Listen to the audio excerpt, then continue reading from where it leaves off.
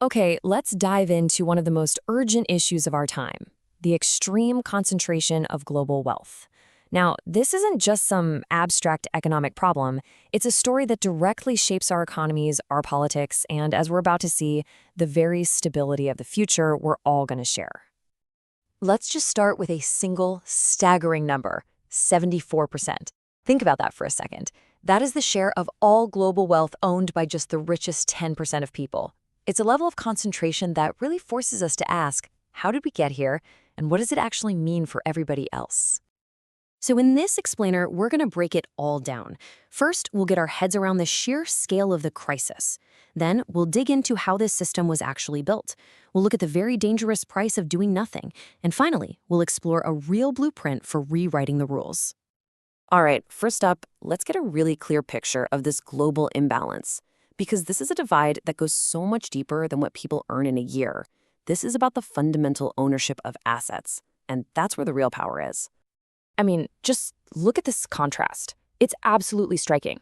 The top 10% holds nearly 3/4 of all wealth, while the bottom half of humanity, that's 4 billion people, owns less than 2%. Combined, this shows something so crucial. Wealth inequality is way, way more extreme than income inequality. And that really matters, because owning assets, stocks, property, businesses, that isn't just about having money. It's about holding the economic and political levers that shape our entire society. And this isn't just a story about a few billionaires. We are seeing a massive systemic shift. Since just the year 2000, private wealth has absolutely exploded, while public wealth, the stuff that funds our schools, our healthcare, our infrastructure, has pretty much flatlined or even gone down. In many ways, we've privatized the gains and socialized the debts. And this visualizes the human cost perfectly. The chart shows two deeply troubling trends just moving in lockstep. As the collective wealth of billionaires skyrocketed in recent years, so did the number of people facing hunger. It's a devastating reminder that these aren't two separate stories. They're two sides of the very same coin. So how on earth did this happen? It is so important to understand that this level of inequality is not some natural outcome of capitalism. It was engineered. It was the result of decades of very specific policy choices that systematically rewrote the rules of our economy. For a few decades after World War II, a lot of countries actually saw inequality go down. And this was thanks to policies like progressive taxation, where the rich pay a higher share, and strong protections for workers.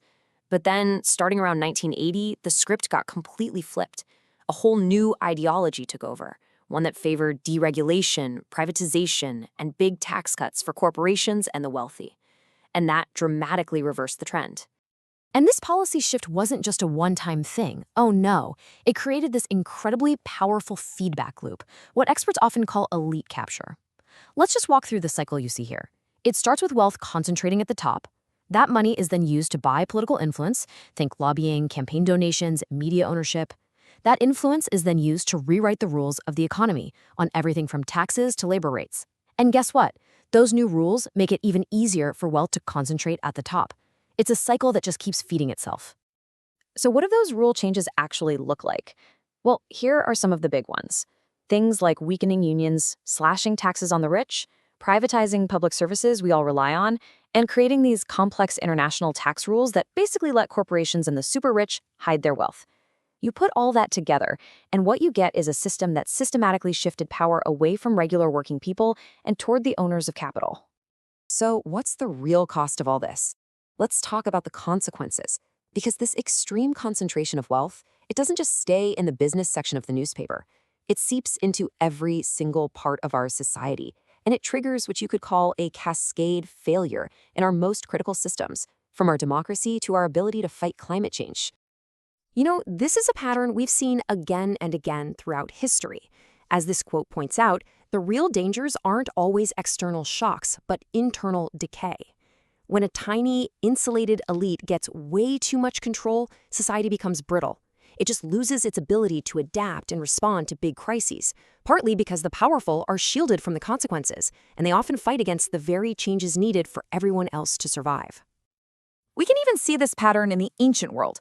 A really fascinating study compared the Roman and Han empires and found that the Han dynasty was way more unequal and extractive, And that higher level of inequality is now linked to the massive internal instability that eventually helped cause its collapse.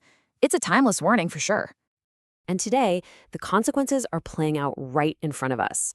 Our democracies feel less responsive to what people actually want. We're failing to act decisively on the climate crisis. A crisis, by the way, that's disproportionately caused by the consumption habits of the richest 10%.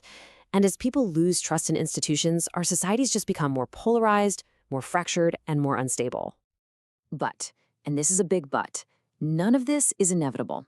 The G20 report that a lot of this is based on is crystal clear. Inequality is a policy choice. And if it's a choice, well, that means we have the power to make different, better choices to build a fairer and much more resilient future. So the crucial point here is that you can't fix a systemic problem with a small tweak. You need a systemic solution. This means fundamentally shifting away from the old rules that prioritize things like shareholder value, the idea that a company's only job is to make money for its owners, and deregulation. Instead, we need to move toward new rules that value everyone, workers, customers, the environment, while stabilizing our financial systems, taxing wealth progressively, and breaking up monopolies to bring back some fair competition. And the G20 report lays out a pretty clear agenda for global action. This requires countries working together on things like a global minimum tax to stop that race to the bottom, reforming intellectual property rules for the public good, providing real debt relief for poorer nations, and strengthening labor rights everywhere to rebalance the scales.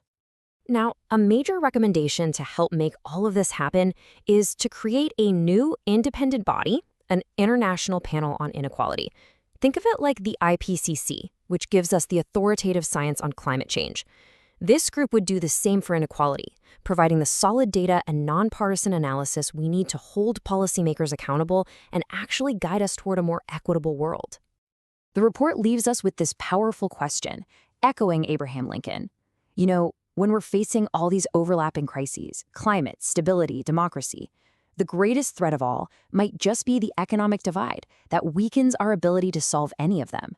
Building a world that can stand for everyone really depends on our willingness to finally bridge this divide.